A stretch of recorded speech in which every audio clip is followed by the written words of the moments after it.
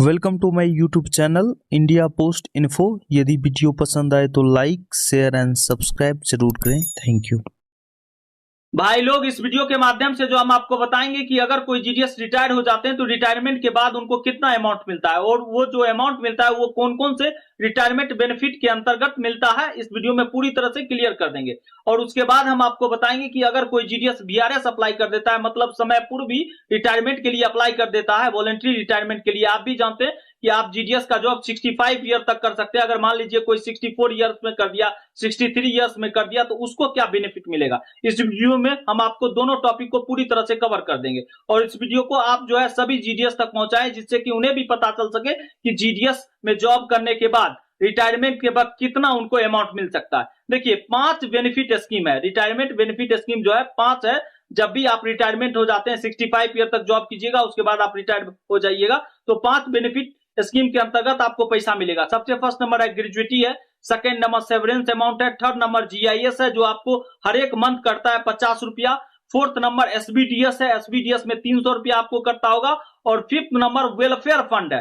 Welfare fund के बारे में बहुत सारे लोग नहीं जानते हैं, वो एनुअली करता है, मार्च में 240 रुपया करता है वेलफेयर फंड के नाम से, तो उसका भी बेनिफिट है। तो ये 5 जो है बेनिफिट, रिटायरमेंट बेनिफिट स्कीम है, इसके अंतर्गत ही पैसा मिलता है। हम आपको अब हर एक को क्लियरफाई कर रहे हैं अलग अलग। सबसे फर्स्ट नंबर देखिए ग्रेजुएटी है। ग्रेजुएटी के लिए 10 ईयर रेगुलर सर्विस होना चाहिए जीडीएस में, तभी आप ग्रेजुएटी के लिए एलिजिबल हो जाएंगे। जैसे ही 10 ईयर आपका सर्विस हुआ, और आपको हम एक चीज बता रहे हैं, ग्रेजुएटी का मैक्सिमम अगर किसी जीडीएस को, अगर मान लीजिए कोई 20 साल किया, कोई 30 साल, कोई 40 साल किया, तो मैक्सिमम जो है उसको 1.5 लाख रुपया मिल सकता है और कुछ नहीं मिल सकता। और उसका कैलकुलेशन है, ऐसा नहीं है कि सबको 1.5 लाख रुपया मिलेगा। उसका एक कैलकुलेशन हम आपको एक बता रहे हैं कि मान लीजिए जो आपका आप रिटायरमेंट किए, तो लास्ट आपका जो सैलरी है, लास्ट टीआरसी है, बेसिक टीआरसी है, उसका जो है हाफ लेना है। मान लीजिए किसी का लास्ट टीआरसी रिटायरमेंट के वक्त 12,000 था, तो उसका जो है हाफ हो जाएगा 6,000। पूरी तरह समझ गए। और उन्होंने 30 ईयर सर्विस कंप्लीट किया, तो 30 इंटू 6,000 1,80,000 हुआ। बन रहा है उसका 1,80,000, लेकिन उसको मिलेगा 1.5 लाख ही, क्योंकि ग्रेजुएटी का मैक्सिमम लिमिट करके रखा है कि 1.5 लाख से आपको ज्यादा नहीं मिल सकता जीडीएस को। तो पूरी तरह समझ गए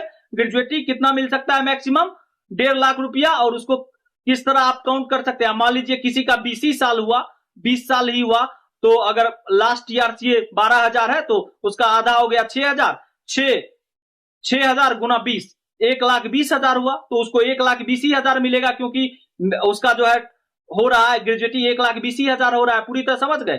1.5 लाख से एक्सीड कर रहा है तब 1.5 लाख रुपया, अगर 1.5 लाख से कम है तो उतना। पूरी तरह समझ ग्रेजुएटी का ये फंडा। उसके बाद देखिए सेवरेंस अमाउंट का।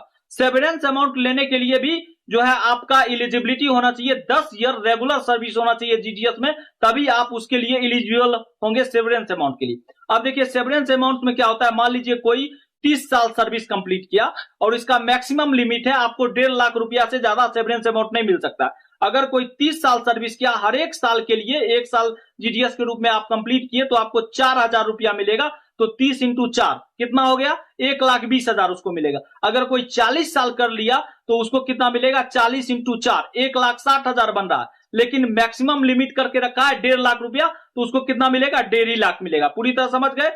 हर एक साल 4,000 रुपया, लेकिन मैक्सिमम लिमिट जो है कितना है, 1.5 लाख रुपया। ग्रेजुएटी का भी यही फंडा है, 1.5 लाख से ज्यादा नहीं मिल सकता। सेवरेंस अमाउंट का भी 1.5 लाख से ज्यादा नहीं मिल सकता। अब बात करेंगे हम जीआईएस के ऊपर, ग्रुप इंश्योरेंस स्कीम, जो 50 रुपया करता है। उसमें 2 तरह का फंड है। 50 रुपया में 32 रुपया सेविंग फंड में चल जाता है और 18 रुपया इंश्योरेंस में चल जाता है। अगर मान लीजिए कोई सेवा पूर्वी, मान लीजिए 65 वर्ष तक के उम्र से पहले ही कोई अगर डाई कर जाते हैं, मर जाते हैं, तो उनको जो है 50,000 रुपया ग्रुप इंश्योरेंस क्लेम हो जाता है। अगर रिटायरमेंट के बाद मान लीजिए उनका मौत नहीं होता है, रिटायर हो जाते हैं, तो उनको भी 50,000 ग्रुप इंश्योरेंस में मिलेगा। और 32 रुपया, वो 50 रुपया में 32 रुपया सेविंग फंड में जमा होता है, 18 रुपया इंश्योरेंस का है, तो 32 रुपया का जो सेविंग फंड है उसका इंटरेस्ट जोड़ के आपको मिल जाएगा। और इसमें भी लिमिट है, जीआईएस का मैक्सिमम लिमिट है कि 65,000 से आप ज्यादा नहीं ले सकते। 65,000 से अगर एक्सीड कर गया, अगर मान लीजिए सेविंग फंड का इंटरेस्ट बढ़ के 15,000 से ज्यादा हो गया, 50,000 तो ग्रुप इंश्योरेंस का मिलेगा। अगर उससे ज्यादा मान लीजिए 70,000 हो गया, फिर भी आपको 65,000 मिलेगा। पूरी तरह समझ गए आप, पूरी तरह समझ गए। उसके बाद जो हम चर्चा करेंगे फोर्थ नंबर एसबीडीएस में, एसबीडीएस का हर एक जीडीएस को 300 रुपया करता है, आपका 300 रुपया और सरकार का 300 रुपया, 600 रुपया। अब जो ये जमा हो रहा है 600 रुपया, इसमें जो है जब आप रिटायरमेंट हो जाते हैं तो आपको 60% मिल जाएगा। 60% आप उस समय रिटायरमेंट के वक्त आपको जो है आप विड्रॉ कर सकते हैं, और 40% वो जो है एन्युटी में चल जाएगा। आप भी जानते हैं शेयर मार्केट में एनपीएस के माध्यम से, और आपका बना भी होगा PRAN प्राण परमानेंट अकाउंट नंबर, तो उसके अंतर्गत 40% चल जाता है। उससे जो भी आपको 100-200 रुपया का मंथली जो भी मिले पेंशन के रूप में वही मिलेगा, उसके बाद नहीं है। अगर आप डेट कर जाते हैं तो उसके बाद जो है वो 40% अमाउंट जो है आपके परिवार को मिल जाएगा, नॉमिनी को। पूरी तरह समझ गए। उसके बाद जो है हम वेलफेयर फंड का बात करते हैं, बहुत सारे लोग को नहीं पता है। मार्च अप्रैल में 240 रुपया का कटता है वेलफेयर फंड के नाम से, तो वेलफेयर फंड के नाम से जो करता है उसका भी बेनिफिट है। अगर आपने 5 साल का सर्विस से कम किया है जीडीएस के रूप में, तो वेलफेयर फंड में आपको 1 भी रुपया नहीं मिलेगा रिटायरमेंट के वक्त। अगर 5 साल से ज्यादा 5 साल तक सर्विस हुआ तो आपको 1000 मिलेगा, 10 साल तक सर्विस हुआ तो 2000 मिलेगा, 15 साल तक सर्विस हुआ तो 3000 मिलेगा, 20 साल तक सर्विस हुआ तो 4500 मिलेगा। उसके बाद 25 साल तक हुआ जो आपको जो है 4500 के बाद मिलेगा 6000 रुपया मिलेगा। तो इसी तरह है पूरी तरह से, वहां पे 45 साल तक है, 40-45 तक से 11000 तक मिलता है। ये एक बना हुआ है कि वेलफेयर फंड में इस तरह का है। तो पूरी तरह समझ गए कि ग्रेजुएटी मैक्सिमम 1.5 लाख रुपया, सेवरेंस अमाउंट 1.5 लाख रुपया, हर एक साल 4,000 से आप कैलकुलेट कर सकते हैं। उसके बाद जीआईएस में ग्रुप इंश्योरेंस 50,000, और मैक्सिमम उसका लिमिट है जीआईएस का 65,000 से ज्यादा नहीं मिल सकता। वेलफेयर फंड का आपको बता ही दिए, एसबीडीएस में 40% एन्युटी में, और 60% आपको तुरंत मिल जाएगा, और 40% का ही पेंशन मिलेगा, और 40% जो है आप जब डेथ कर जाइएगा तो आपको आपके परिवार को मिल जाएगा। अब उसके बाद हम चर्चा करेंगे वीआरएस का, जो वॉलेंटरी रिटायरमेंट ले लेते हैं, समय पूर्व भी ले लेते हैं। 65 वर्ष से पहले, मान लीजिए किसी को मन हो गया कि 65 साल तक नहीं जॉब करना है, 60 साल तक करना है, 60 साल में वीआरएस अप्लाई कर दिया तो रिटायरमेंट मिल लेना है, तो उसके लिए सेम नियम रहेगा, ग्रेजुएटी भी वही रहेगा।